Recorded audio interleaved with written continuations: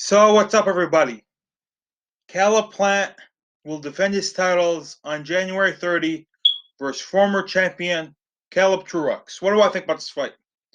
It's coming in at short notice, 5 weeks, and I think it's a decent test for Caleb Plant. Many people say Caleb Plant has stamina problems. I agree. And if there are serious stamina problems, Caleb Truax will figure them out.